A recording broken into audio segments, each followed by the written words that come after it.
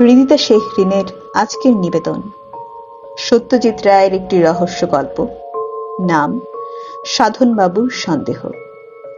গল্পটি ভালো লেগে থাকলে লাইক, কমেন্ট এবং শেয়ার করতে ভুলবেন না। এমন আরো গল্প পেতে সাথে থাকুন হৃদিতা শেহরিনের। শুরু হচ্ছে সাধনবাবুর সন্দেহ।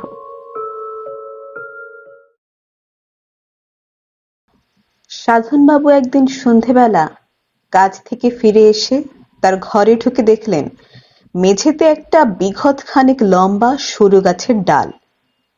সাধনবাবু মানুষটা পিটপিটে স্বভাবের।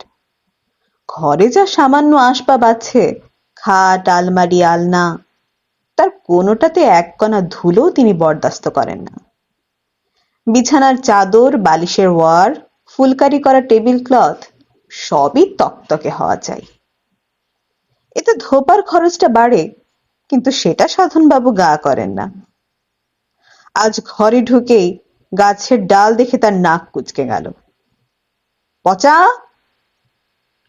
চাকর পচা মনিবের ডাকে এসে হাজির।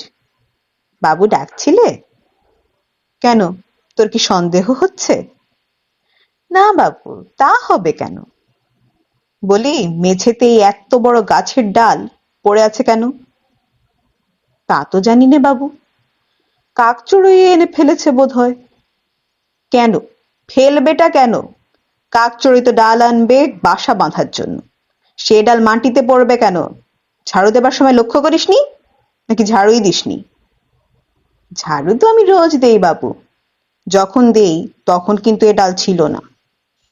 ঠিক বলছিস? আগে হাঁ বাবু। তাজ্জব ব্যাপার তো। পরদিন সকালে আপিসে যাবার আগে একটা চড়ুইকে তার জানালায় বসতে দেখে সাধনবাবুর সন্দেহ হলো ইনি বোধহয় বাসা বাঁধার ফিকির খুঁজছেন। কিন্তু কোথায়? ঘরের মধ্যে সেই জায়গা কোথায়? ঘুলঘুলিতে কি? তাই হবে। তিনতলা ফ্ল্যাট বাড়ির 7খানা ঘরের মধ্যে কেবলমাত্র তার ঘরের দিকেই চড়ুইয়ের দৃষ্টি কেন? এটা নিয়েও সাধনবাবুর মনে ব্যাপক খটকা লাগলো। এমন কিছু কি আছে তার ঘরে যা পাখিদেরকে অ্যাট্রাক্ট করতে পারে? অনেক ভেবেচিন্তে সাধনবাবুর সন্দেহ হলো ওই যে নতুন কোবরেজিক তেলটা তিনি ব্যবহার করছেন, যেটা দোতলার শখের কবিরাজ নীলমণি বাবু দিয়েছেন, তার মতে নাকি খুশকির মোহ ওষুধ। নির্ঘাত সেটার উগ্র গন্ধই পাখিদেরকে টেনে আনছে। সেই সঙ্গে এমনও সন্দেহ হলো যে এটা হয়তো নীলমণি বাবুরই ফিচলেমি। সাধনবাবুর ঘরটাকে একটা পক্ষী নিবাসে পরিণত করার এই মতলব তার, তাই তিনি এই তেলের এত গুণগান করেছেন। আসলে 17-2 মির্জাপুর স্ট্রিটের এই ফ্ল্যাট বাড়ির সকলেই সাধনবাবুর সন্দেহ বাতিকের কথা জানেন এবং আড়ালে এই নিয়ে বিস্তর হাসি ঠাট্টাও করেন। আজ কি কি সন্দেহের উদয় হলো আপনার মনে? এ জাতীয় প্রশ্ন দিনের শেষে সাধনবাবুকে প্রায়ই শুনতে হয়। শুধু প্রশ্নই নয়, অন্যভাবেও তাকে নিয়ে লেক পুলিং চলে। একতলার নবেন্দু চাটুর্যের ঘরে সন্ধ্যায় 3 তাসের আড্ডা বসে। সাধনবাবু তাতে নিয়মিত যোগদান করেন। সেদিন যেতেই নবেন্দুবাবু তাকে একটা দলা পাকানো কাগজ দেখিয়ে বললেন, দেখুন তো মশাই, এই থেকে কিছু সন্দেহ হয় কিনা। এটা কে যেন জানালা গলিয়ে ফেলে দিয়ে গেছে। আসলে কাগজটা নবেন্দুবাবুরই মেয়ে মিনির অঙ্কের খাতার একটা ছেঁড়া পাতা। সাধনবাবু কাগজটাকে সাবধানে খুলে সেটার দিকে কিছুক্ষণ এক দৃষ্টে চেয়ে থেকে বললেন, এটা তো সংখ্যা দিয়ে লেখা কোনো সাংকেতিক ভাষা বলে মনে হচ্ছে। নবেন্দুবাবু কিছু না বলে চুপটি করে চেয়ে রইলেন সাধনবাবুর দিকে। কিন্তু এটার তো মানে করা দরকার, বললেন সাধনবাবু। ধরুন এটা যদি কোনো হুমকি হয়, তাহলে তো। শেষ অবধি সংকেতের পাঠোদ্ধার হয়নি অবশ্য, কিন্তু সেটা বড় কথা নয়। কথা হলো এই কাগজের দলা থেকে সাধনবাবুর সন্দেহটা কোন কোন দিকে যেতে পারে সেইটে দেখা। সাধনবাবু বিশ্বাস করেন যে গোটা কলকাতা শহরটাই ঠক, জুয়াচোর, ফন্দিবাজ, মিথ্যেবাদী, টিপো। কারোর উপর ভরসা নেই, কাউকে বিশ্বাস করা চলে না। এই অবস্থায় একমাত্র সন্দেহই মানুষকে সামলে চলতে সাহায্য করতে পারে।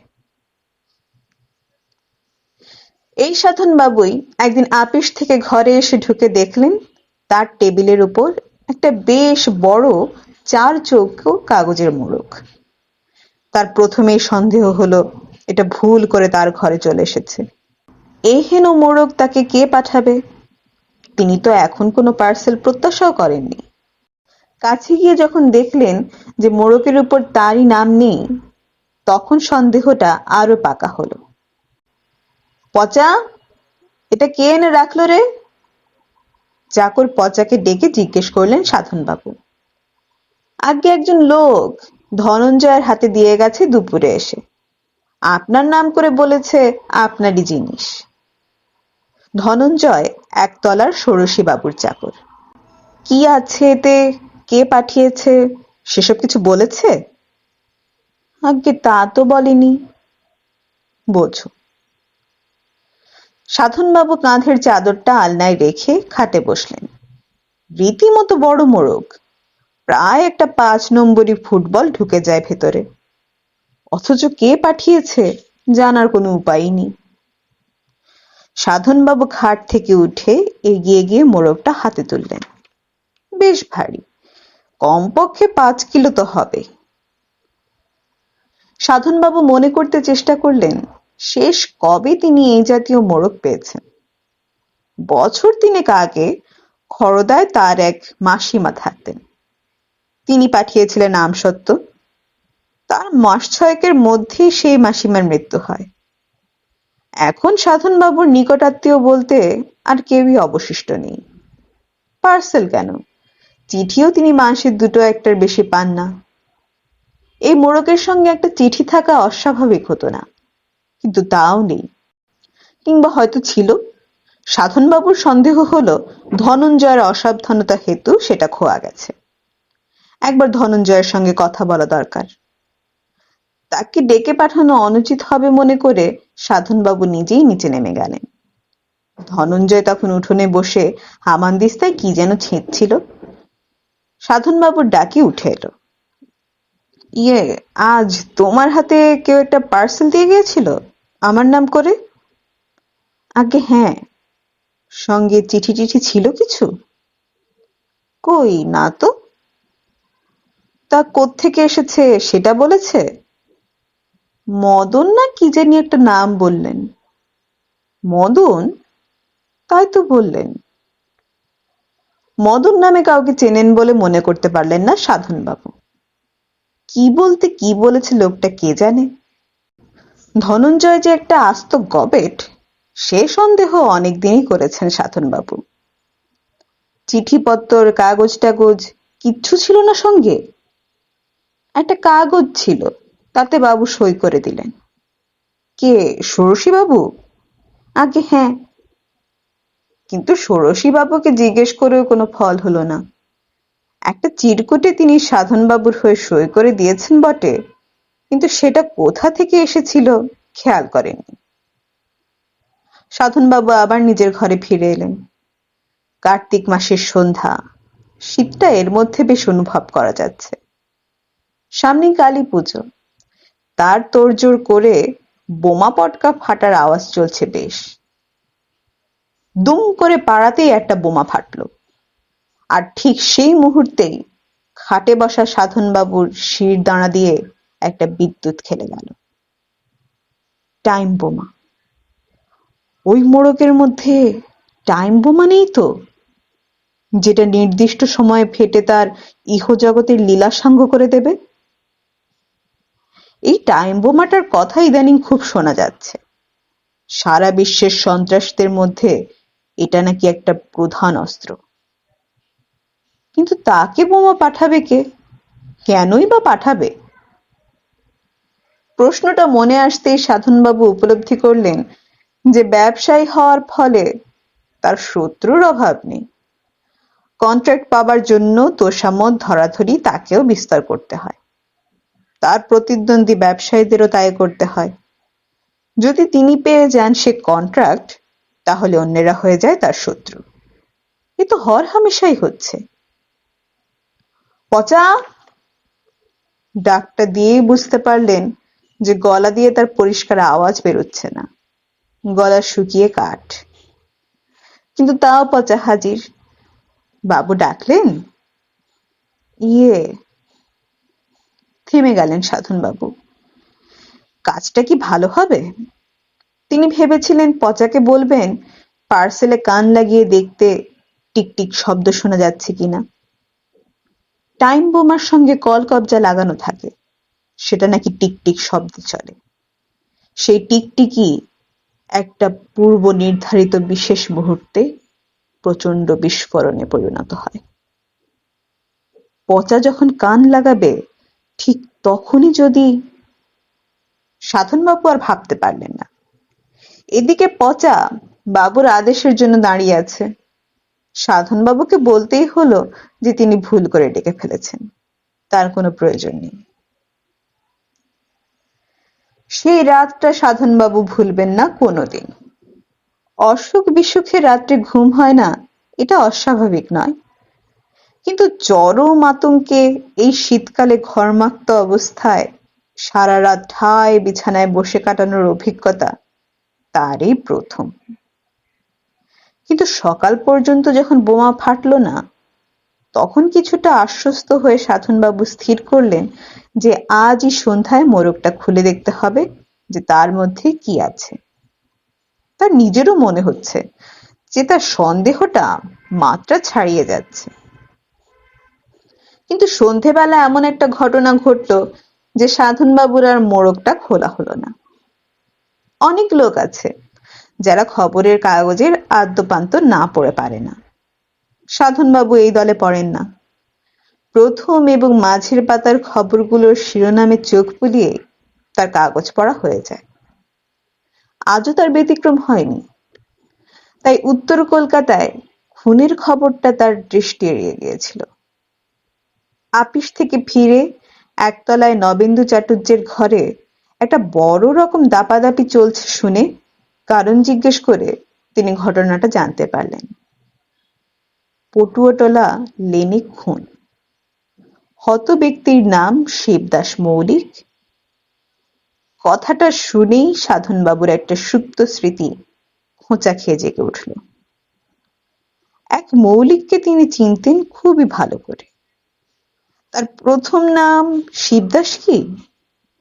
হতেও পারে। সাধনবাবু তখন থাকতেন ওই পটুয়াটোলা লেনে। মৌলিক ছিল তার প্রতিবেশী। 3 তাসের আড্ডা বসতো মৌলিকের ঘরে রোজ সন্ধ্যায়। মৌলিককে কেন জানি মৌলিক বলেই ডাকতো সবাই। আরো দুজন ছিলেন আড্ডায়, সুখেন দত্ত আর মধুসূদন মাইতি। এই দ্বিতীয় ব্যক্তিটির মতো সাংঘাতিক চরিত্র সাধনবাবু আর দুটো দেখেননি। তাসের খেলায় সে যে জুয়াচুরির রাজা, সে সন্দেহ সাধনবাবুর গোড়া থেকেই হয়েছিল। শেষে একদিন বাধ্য হয়ে সন্দেহটা প্রকাশ করতেই হলো। এতে মধু মাইতির প্রতিক্রিয়া যা হয়েছিল সেটা ভয়াবহ।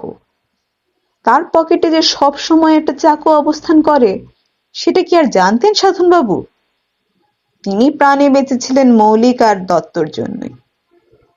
ব্যবসায় উন্নতির পর সাধনবাবু পটুয়াটোলা লেনের খোলার ঘর ছেড়ে চলে আসেন মির্জাপুর স্ট্রিটের এই ফ্ল্যাটে। আর সেই থেকে মৌলিক অ্যান্ড কোম্পানির সঙ্গে তার যোগ বিচ্ছিন্ন। তাসের নেশাটা তিনি ছাড়তে পারেননি, আর সেই সঙ্গে তার সন্দেহ বাতিকটাও। কিন্তু অন্য দিক দিয়ে পরিবর্তন হয়েছিল বিস্তর। পোশাকে পারিপাট্য, বিড়ি ছেড়ে উইল সিগারেট, নিলামের দোকান থেকে মাঝে মাঝে শখের জিনিস এনে ঘর সাজানো, পেন্টিং, ফুলদানি, বাহারের অ্যাশট্রে, এসবই গত 5-7 বছরের ঘটনা। এই খুনের ঘটনার শিবদাস মৌলিক যদি সেই মৌলিকই হয়, তাহলে খুনি যে মধু মাইতি সে বিষয়ে সাধনবাবুর কোনো সন্দেহ নেই। সাধনবাবু জিজ্ঞেস করলেন, খুনটা হলো কিভাবে?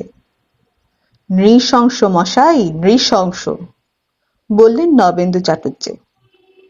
লাশ শনাক্ত করার উপায় ছিল না। পকেটে একটা ডায়েরি থেকে নাম জেনেছে। কেন কেন? ধর আছে, মুড়োনি। শনাক্ত করবে কি দিয়ে? সে কি, মুড়োনি মানে কি? মুন্ডু ঘ্যাচাং। খুনি যে কোথায় সরিয়ে রেখেছে মুন্ডুটা, খুনিটাকে, সেটা কি জানা গেছে? 3 তাসের বৈঠক বসতো ওই মল্লিকের ঘরে। তাদেরই একজন বলেই সন্দেহ করছে পুলিশ। সিঁড়ি দিয়ে 3 তলায় উঠতে উঠতে সাধনবাবু অনুভব করলেন যে তার মাথাটা ঝিমঝিম করছে। সেদিনকার ঘটনা চোখের সামনে যেন জলজ্যান্ত দেখতে পাচ্ছেন তিনি, যেদিন তিনি মধুমাইতিকে জোচ্চুরির অপবাদ দিয়েছিলেন। চাকুর আক্রমণ থেকে তিনি রেহাই পেয়েছিলেন ঠিকই, কিন্তু তার বেশ কিছুক্ষণ পর অবধি মধুমাইতির দৃষ্টি তার উপর অগ্নিবর্ষণ করেছিল, সেটা মনে আছে। আর মনে আছে মাইতির একটা উক্তি, আমায় চেনো না তুমি সাধন মজুমদার, আজ পার পেয়ে গেলে, কিন্তু এর বদলা আমি নেবই, সে আজই হোক আর 10 বছর পরে। রক্ত জল করা শাসানি। সাধনবাবু ভেবেছিলেন পটুয়াটোলা লেন থেকে পালিয়ে বেঁচেছেন, কিন্তু কিন্তু ওই মোড়ক যদি মধুমাইতি দিয়ে গিয়ে থাকে। মদন, ধনঞ্জয় বলেছিল মদন। ধনঞ্জয় যে কানে খাটো সে বিষয়ে কোনো সন্দেহ নেই। মধু এবং মদনে খুব বেশি পার্থক্য আছে কি? মোটেই না। মধু অথবা মধুর লোকই যদি রেখে যায় পার্সেলটা, আর সেটা যেন সত্যি তার হাতে পৌঁছয়, সেজন্যই একটা চিরকুটে সই করিয়ে নিয়েছে। তার মানে ওই মোড়কের ভিতরেই আছে শিবদাস মৌলিকের মাথা। এই সন্দেহ সিঁড়ির মাথা থেকে তার ঘরের দরজাটুকুর দূরত্ব পেরোবার মধ্যেই দৃঢ়ভাবে সাধনবাবুর মনে গেঁথে গেল। দরজা থেকেই দেখা যায় টেবিলের উপর ফুলদানিটার পাশে রাখা সেই মোড়কটা। মোড়কটার ওজন এবং আয়তন দুই এখন স্পষ্টভাবে জানিয়ে দিচ্ছে যে তার ভিতরে কি আছে। বাবু দোরগোড়ায় এসে থেমে গেছেন দেখে পচা কিঞ্চিত বিস্মিত হয়ে দাঁড়িয়ে ব্যাপারটা দেখছিল। সাধনবাবু প্রচণ্ড মনের জোর প্রয়োগ করে বিহ্বল ভাবটাকে কাটিয়ে চাকরকে চা আনতে বললেন। আর আজ কেউ কি এসেছিল আমার খোঁজ টোজ করতে? কই, না তো বাবু। সাধনবাবু অবশ্য সন্দেহ করেছিলেন পুলিশ হয়তো এরই মধ্যে হানা দিয়ে গেছে। আর ঘরে খুন হওয়া ব্যক্তির মুন্ডু পেলে তার যে কি দশা হবে সেটা ভাবতেই তার আরেক দফা ঘাম ছুটে গেল। গরম চা পেটে পড়তে সামান্য বল যেন ফিরে এলো মনে। যাক, অন্তত টাইম বোমা তো নয়। কিন্তু এও ঠিক যে এই মুন্ডু সমেত মোড়কটিকে সামনে রেখে যদি তাকে সারা রাত জেগে বসে থাকতে হয়, তাহলে তিনি নির্ঘাত পাগল হয়ে যাবেন। ঘুমের বড়িতে ঘুম হলো ঠিক, কিন্তু একবার দেখলেন মুন্ডুহীন মৌলিকের সঙ্গে বসে 3 তাস খেলছেন তিনি। আরেকবার দেখলেন মৌলিকের মুন্ডু এসে তাকে বলছে, দাদা, ওই বাক্সে প্রাণ হাঁপিয়ে উঠেছে, দয়া করে এবার মুক্তি দিন। বড়ি খাওয়া সত্ত্বেও চিরকালের অভ্যাস মতো ঠিক 5:30টায় ঘুম ভেঙে গেল সাধনবাবুর। হয়তো ব্রাহ্ম মুহূর্তের গুণেই সংকট মোচনের একটা উপায় সাধনবাবুর মনে উদিত হলো। মুন্ডু যখন তার কাছে পাচার করা হয়েছে, তখন সে মুন্ডু অন্যত্র চালান দিতে বাধাটা কই? তার ঘর থেকে জিনিসটাকে বিদায় করতে পারলেই তো নিশ্চিন্ত। যেই ভাবা সেই কাজ। ভোর থাকতেই অন্য কাজ সারার আগেই বাজারের থলিতে মোড়কটা ভরে নিয়ে সাধনবাবু বেরিয়ে পড়লেন। প্যাকিংটা ভালোই হয়েছে বলতে হবে, কারণ ভিতরের রক্ত জুঁইয়ে থাকলেও তার বিন্দু মাত্র বাক্স ভেদ করে বাইরের কাগজে ছোপ ফেলেনি। বাসে উঠে কালীঘাট পৌঁছতে লাগলো 25 মিনিট।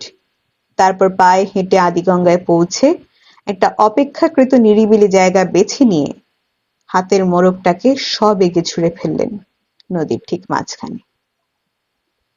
মোড়ক নিশ্চিহ্ন, সাধনবাবু নিশ্চিন্ত। বাড়ি ফিরতে লাগলো ৩৫ মিনিট। সদর দরজা দিয়ে যখন ঢুকছেন তিনি, তখন ষোড়শীবাবুর দেয়াল ঘড়িতে ঢং ঢং করে ৭টা বাজছে। আর সেই ঘড়ির শব্দ শুনে সাধনবাবু মুহূর্তে চোখে অন্ধকার দেখলেন। একটা কথা হঠাৎ করে মনে পড়ে গেছে তার। কদিন থেকেই বারবার সন্দেহ হয়েছে, কি যেন একটা তিনি ভুলে যাচ্ছেন। ৫০-এর পর এই জিনিসটা হয়। এ কথা নীলমণি বাবুকে বলতে তিনি নিয়মিত ব্রাহ্মী শাক খেতে বলেছিলেন। আজ আধ ঘন্টা আগেই বেরিয়ে পড়তে হলো সাধনবাবুকে, কারণ যাবার পথে একটা কাজ সেরে যেতে হবে।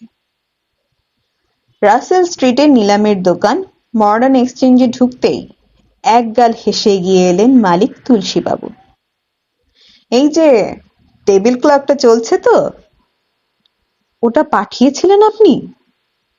বারে, আমি তো বলেইছিলাম পাঠিয়ে দেবো। সেটা পৌঁছয়নি আপনার হাতে? হ্যাঁ, মানে না আপনি ৫০০ টাকা আগাম দিয়ে গেলেন, এত পছন্দ আপনার। আপনি পুরনো খদ্দের, কথা দিয়ে কথা রাখবো না? না না, তা তো বটেই, তা তো বটেই। দেখবেন ফার্স্ট ক্লাস টাইম রাখবে ও ঘড়ি, নাম করা ফরাসি কোম্পানি মশাই। জিনিসটা তো জলের দরে পেয়ে গেছেন, ভেরি লাকি। তুলসীবাবু অন্য খদ্দেরের দিকে এগিয়ে যেতেই সাধনবাবু দোকান থেকে বেরিয়ে এলেন। ভালো বদলা নিয়েছে মধুমাইতি, তাতে সন্দেহ কি? মডার্নকেই যে মদন শুনেছে ধনঞ্জয়, তাতেও কোনো সন্দেহ আছে কি? জলের দরের ঘড়ি জলেই গেল।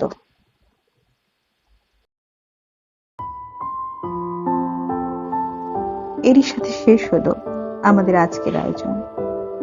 গল্পটি ভালো লেগে থাকলে লাইক, কমেন্ট এবং শেয়ার করতে ভুলবেন না।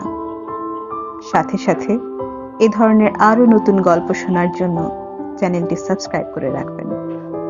দেখা হচ্ছে নতুন কোনো গল্পে। সে পর্যন্ত ভালো থাকুন, সুস্থ থাকুন এবং হৃদিতা শেহরিনের সাথেই থাকুন।